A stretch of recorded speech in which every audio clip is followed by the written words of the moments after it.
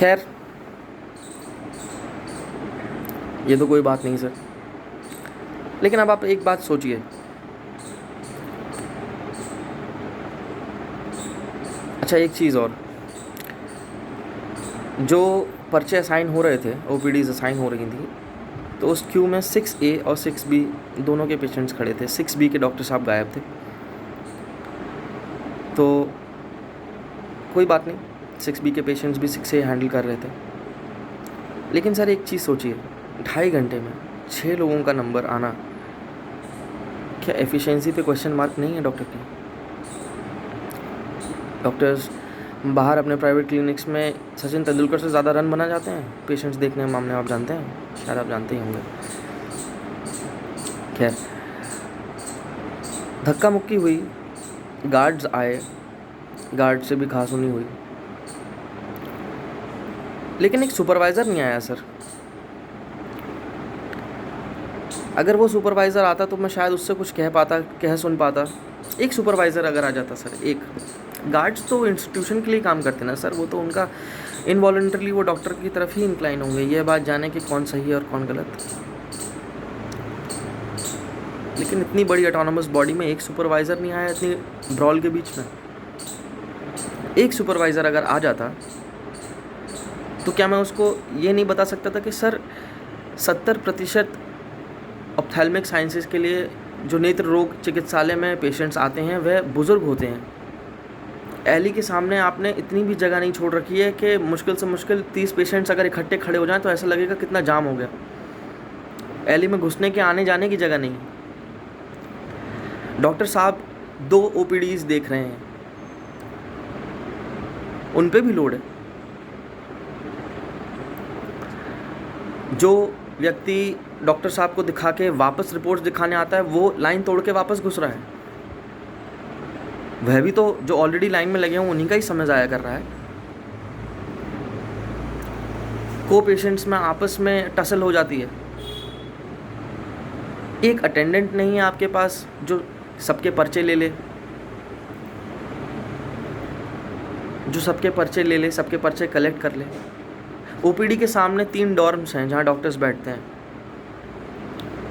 एक कमरा खाली करा के 50 नीलकमल की कुर्सियाँ पड़वा दीजिए सर, एक एनालॉग काउंटर लगवा दीजिए, एक टीवी लगवा दीजिए, एक पानी का वाटर कूलर तो लगवा ही सकते हैं सर। पानी लेने के लिए आपको आरपी सेंटर के एक कोने से दूसरे कोने में जाना पड़ रहा है। मेजर एरिया आपने आरपी सेंटर के ग्राउंड फ्लोर का कवर कर लिया है। इन काउंटर्स थोड़ा सा बाहर की तरफ, गेट की तरफ खिसका दीजिए सर, बीच में से। एक एयरपोर्ट में भी आप घुसते हैं तो आप सीधा लॉबी में जाके थोड़ी ही बैठ जाते हैं सर, फ्रिस्किंग और लगेज पहले कराते हैं ना। खैर, अब ये सब चीज़ें हुई सर।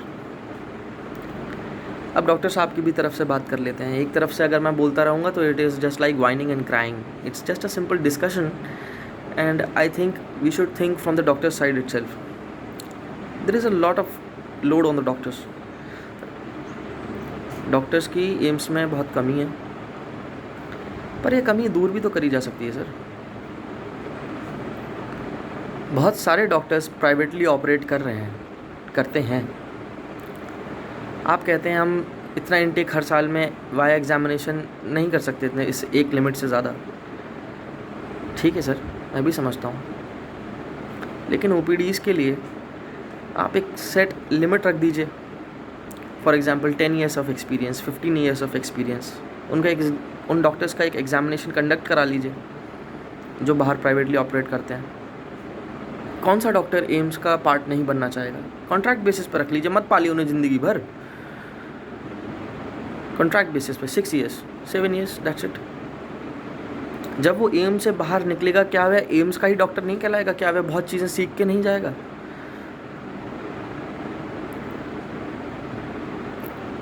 उसके करियर के लिए भी तो अच्छा है, उसके पास भी तो बैज आएगा एम्स का, और आपके डॉक्टर्स की पूरी हो जाएगी। इतने सारे पेशेंट्स फॉरेन से विज़िट करते हैं, मैं तो देखता हूँ, I been to Manipal Bangalore, इतने मतलब north east middle eastern countries से आ रहे हैं, अफ्रीकन कंट्रीज से आ रहे हैं, यूरोपियन कंट्रीज से आ रहे हैं, बट प्राइवेट ज़्यादातर जो पॉपुलेशन जो बाहर से यहाँ मेडिकल चेकअप कराने आती है वह डिस्पर्स हो जाती है in private colleges like Manipal, Shri Gangaram,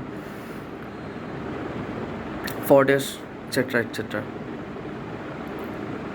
आम आदमी जाता है एम्स में चेकअप कराने। ज़रूरी है सर कि पैसा सिर्फ मणिपाल और इन सब के थ्रू सरकार के पास सिर्फ टैक्सेस से ही आए?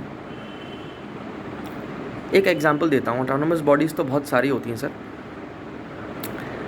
एक संस्थान है, एक ऑटोनोमस बॉडी है, तिरुपति तिरुमला देवस्थानम, बहुत बड़ी बॉडी है सर। 1 लाख भक्त तिरुपति मंदिर में विज़िट करते हैं। वहाँ पे भी तो पहले, अगर आप सोचें कायदे से, तो वहाँ पे भी तो पहले फ्री की ही लाइन रही होगी। वहाँ पे भी स्टाफ कहीं ना कहीं से किसी ना किसी का बोल के एंट्री कराते होंगे लाइन में। तो लोगों ने क्या सोचा कि 5 काउंटर रख दीजिए, 5 पैसे रख दीजिए, 5 अमाउंट रख दीजिए, 200, 500, 1000। अगर आपको समय आपका कीमती है तो फिर आप लाइन में पैसे दे के आइए। ज़रूरी है सरकारी अस्पताल में पर्चा 10 रुपये का ही बने? 1000, 500, 2000 बना दीजिए, एस क्लास, ए क्लास। वह व्यक्ति जो किसी स्टाफ के सहायता लेके अंदर आ रहा है, सहायता मांग के आ रहा है, क्या यह भी तो पॉसिबल है कि वह स्टाफ का व्यक्ति उन पेशेंट से बाहर 2000, 3000 रुपये लेके उनकी एंट्री करा रहा हो, उन्हें दिखा रहा हो ऑन हिज हेल्प? तो जब वो पैसा बाहर दे ही रहा है तो वह पैसा आप खुद ले लीजिए, उनको सर्विस दे दीजिए। ये भी तो फिजिबिलिटी है ना सर, करप्शन है ना। एक अटेंडेंट होता है तो सर वहाँ पे कम से कम पर्चे लेते वक्त यह तो नहीं रहेगा कि कोई ज़बरदस्ती स्टाफ में आके पर्चों का अलाइनमेंट ख़राब कर रहा है। को पेशेंट्स आपस में टसल कर रहे हैं, पेशेंट्स की डॉक्टर से टसल हो रही है, पेशेंट्स की गार्ड से टसल हो रही है। गार्ड को किसने हक दिया सर कि पेशेंट्स के साथ डायरेक्टली डील करे? एक सुपरवाइज़र पहले नहीं आ सकता?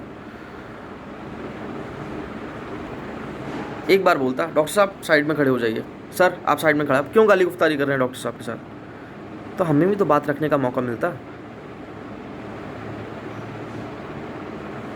कि साहब डॉक्टर साहब 2.5 घंटे से 6 मरीज़ नहीं देख पाए, बीच में इतने सारे स्टाफ के लोग आके अपना इलाज करा के जा चुके हैं, लेकिन हमारा 6ठा नंबर भी 2.5 घंटे में नहीं आया है। मेरे फादर बुज़ुर्ग हैं, उन्होंने डॉक्टर साहब के पास जाके थोड़ा बैठना चाहा तो डॉक्टर, एक मिसअंडरस्टैंडिंग भी तो हो सकती है, ज़रूरी थोड़ी है कोई लड़ नहीं जाए 7 घंटा अपना सफ़र करके डॉक्टर से ज़बरदस्ती एम्स जैसे संस्थान में। हो सकता है डॉक्टर साहब का भी किसी वजह से मूड ऑफ हो, वो मेरी बात गलत तरीके से ले गए हों। पेशेंट का खड़े खड़े तो दिमाग आउट हो ही जाता है, स्पेशली जब आपके 65 साल के फादर खड़े हों लाइन में बैठने की, ना आपके लिए जगह हो ना उनके लिए जगह हो, ज़मीन पे वो बैठ नहीं सकते, उनके घुटने मोड़ नहीं सकते। तो एक मिसअंडरस्टैंडिंग को दूर करने के लिए क्या एक सुपरवाइज़र नहीं आ सकता बीच ब्रॉल में?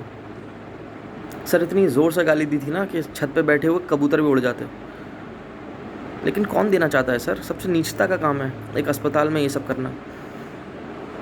आज रिग्रेट है मेरे को उस चीज़ पे।